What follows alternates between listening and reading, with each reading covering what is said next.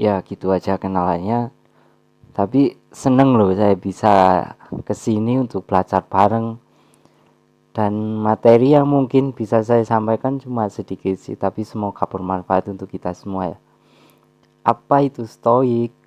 Stoik sudah saya bahas di YouTube saya, jadi kalau nanti pengen tahu stoik lebih dalam bisa cek di YouTube saya ya. Jadi kali ini bahas tentang konsep stoik dari orang-orang berpengaruh dan penting dari usernya, dari para orang-orang terhebat dari stoik. Konsep stoik dari Seneca, Epictetus, dan Marcus Aurelius. Kayaknya kita mulai dari Epictetus nih. It's not that life is too short, it's that we waste it. Bukan hidup kita yang terlalu pendek itu, tapi kita aja yang menyia-nyiakan waktu. Bukan waktunya yang pendek, tapi kita yang menggunakan waktunya itu tidak terlalu bagus, terbuang percuma gitu. Atau waktumu sempit. Life is long enough for the very greatest of things. Waktumu itu pasti cukup untuk melakukan hal-hal hebat paling luar biasa. Jangan khawatir, jangan merasa ya belum waktunya, kan saya masih muda ya. Enggak, jangan. Allah itu sudah menyediakan fasilitas ruang dan waktu yang cukup untuk kamu melakukan hal luar biasa dalam hidupmu. Kecuali ya kamunya sendiri gak mau. Ingin apa aja ada kok kalau kamu mau.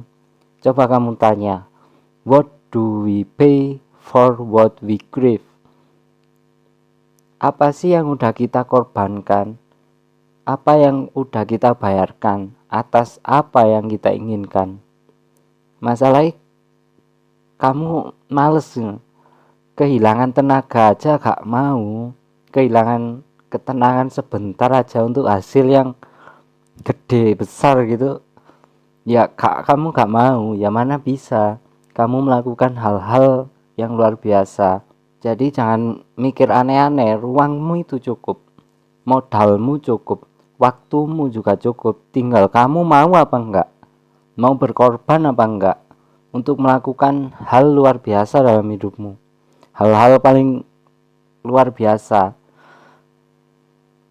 No one find out what he can do except by trying.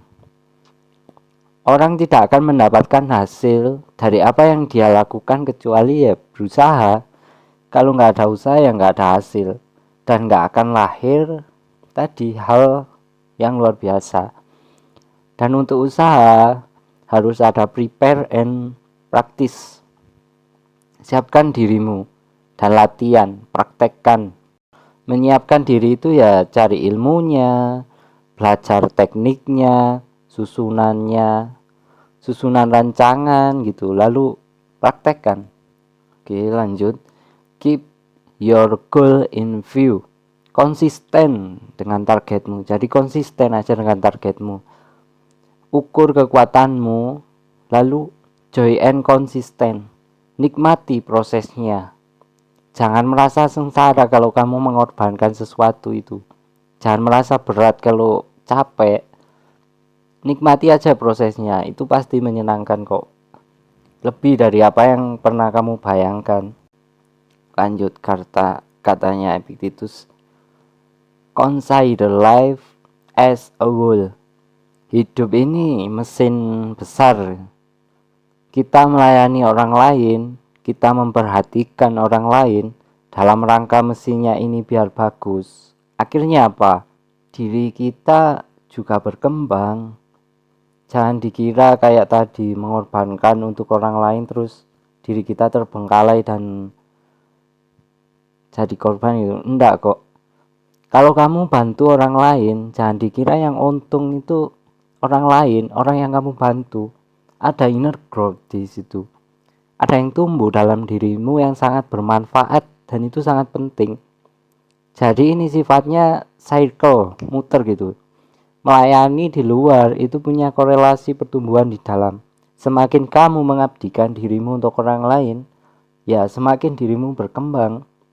Kayak kamu sedekah gitu kan, itu kan dirimu yang hebat, dirimu yang kaya gitu kan. Lanjut nih, learn, teach. Teach itu sekaligus learn. Orang yang mengajar itu sekaligus ya belajar, dan orang belajar itu sekaligus mengajar. Siapa yang diajari?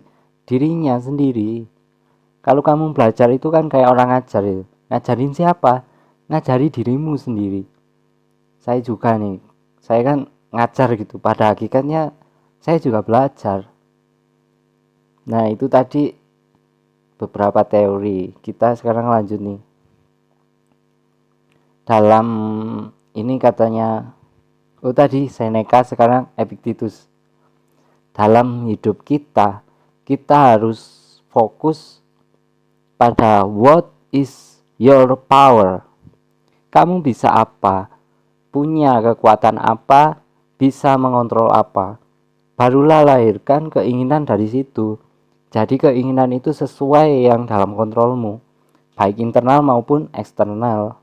Bisa masuk ke konsepnya tujuan hidup sih, tapi ini lebih power kamu. Ciptakan tujuan hidup kamu itu. Ciptakan itu.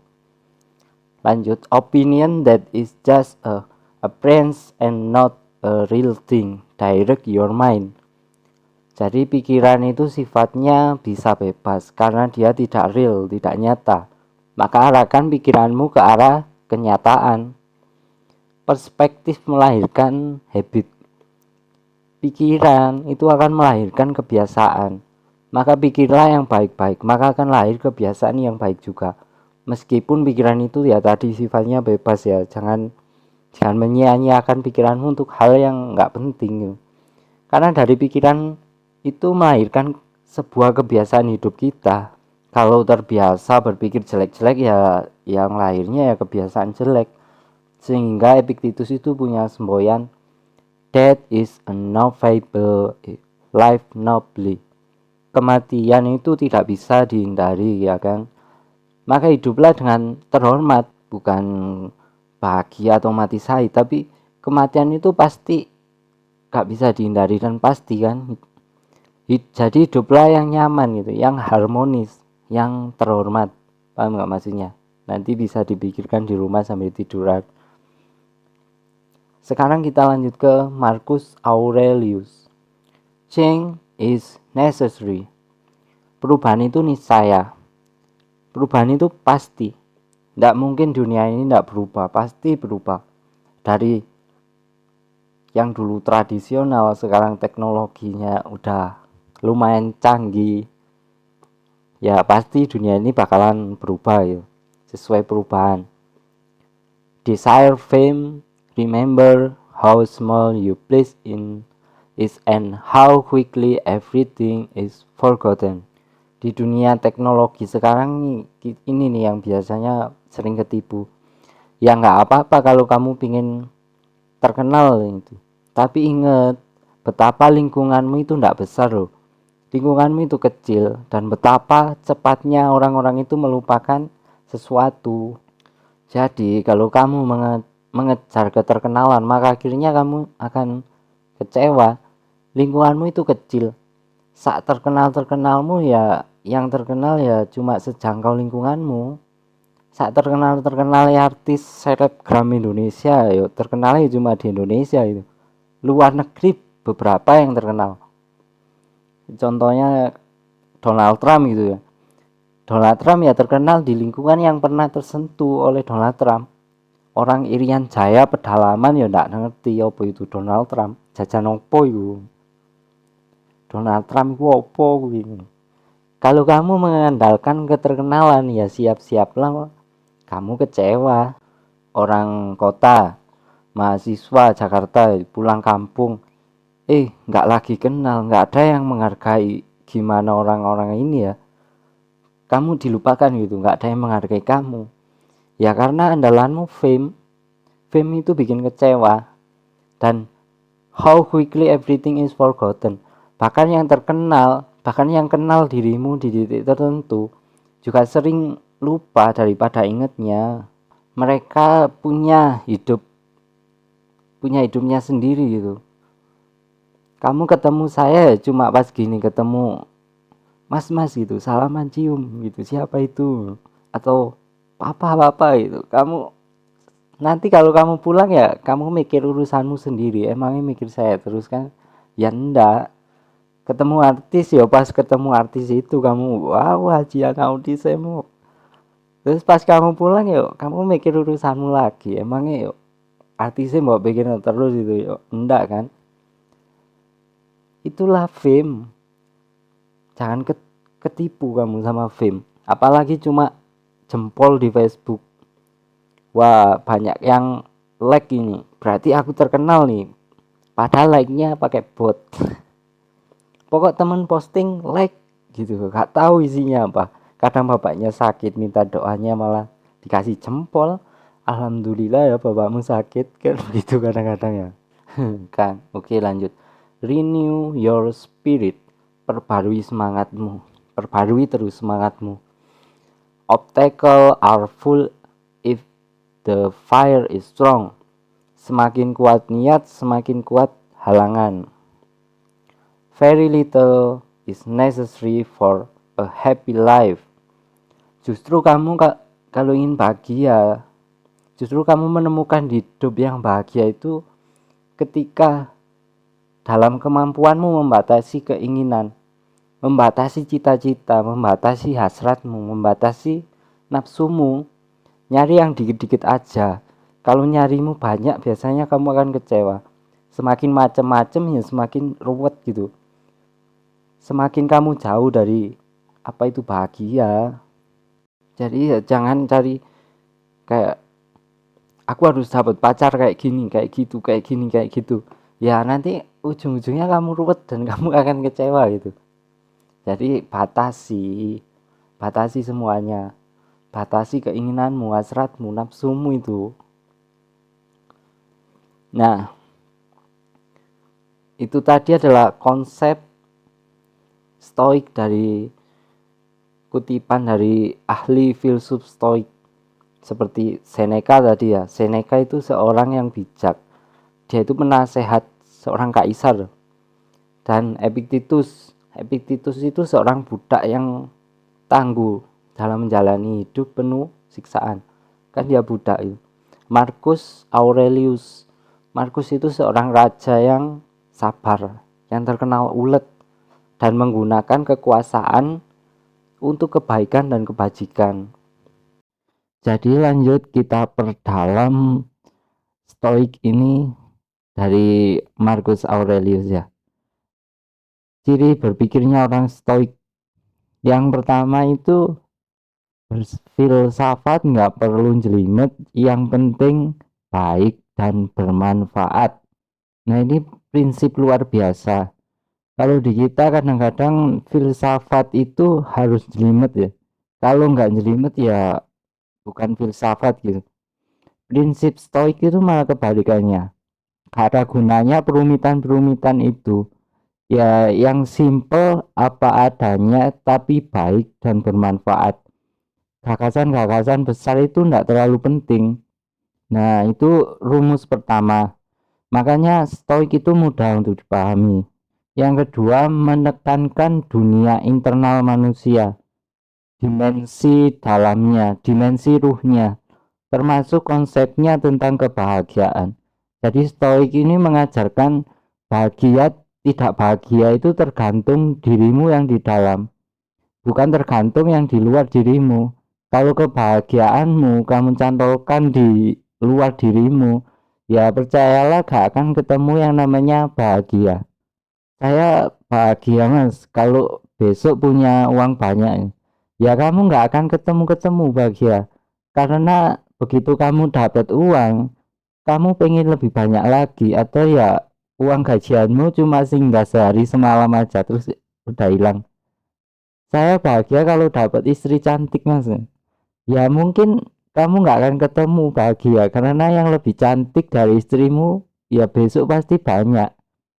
pas dinikahi cantik gitu ya, lama-lama ya nanti tua gitu ya jelek kan. Kalau dasarmu hanya itu ya ketemu, ya gak ketemu-ketemu bahagianya. Kekayaan juga begitu. Makanya kata stoik, yang penting dimensi dalammu. Gak terlalu cantik, gak terlalu kaya.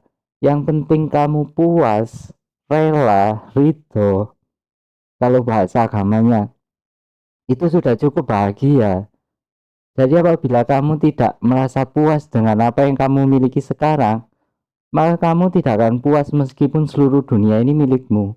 Jadi jangan kamu cantolkan bahagiamu pada kekayaan itu.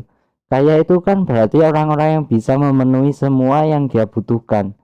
Kalau orang merasa puas, merasa bahagia dengan yang gimana, aku miliki sekarang gini. Ini mental orang kaya, dia merasa bisa memenuhi kebutuhannya. Aku merasa cukup, aku merasa cukup bahagia dengan apa yang aku miliki saat ini. Itu kan mentalnya orang kaya, dan itu jadi dimensi ruhmu ini benar-benar penting untuk bahagia. Lanjut yang ketiga, logos universal. Alam ini ada sistemnya, ada tujuannya. Kalau bahasa agamanya yang ketiga ini namanya sunatullah. Kadang menurut kita tidak adil, menurut kita tidak cocok gitu, tidak imbang. Biasanya itu terjadi karena apa? Karena kita melihat parsial-parsial, satu peristiwa demi satu peristiwa. Sebenarnya kalau kamu baca lebih utuh, lebih luas, pasti ada skenarionya, ada sistemnya. Jadi ya sekali-kali perlu ada bencana, sekali-kali perlu ada kesedihan. Itu bacanya jangan cuma di kesedihannya itu aja, tapi bacanya jauh lebih luas. Pasti nanti akan kelihatan ada skenario besar, ada aturan. Ya kayak ada yang miskin, ada yang kaya gitu, ada yang jelek, ada yang ganteng, ada fungsinya masing-masing. Kalau cantik semua, ya mungkin ada sunatullah yang nggak akan jalan. Jelek semua juga begitu.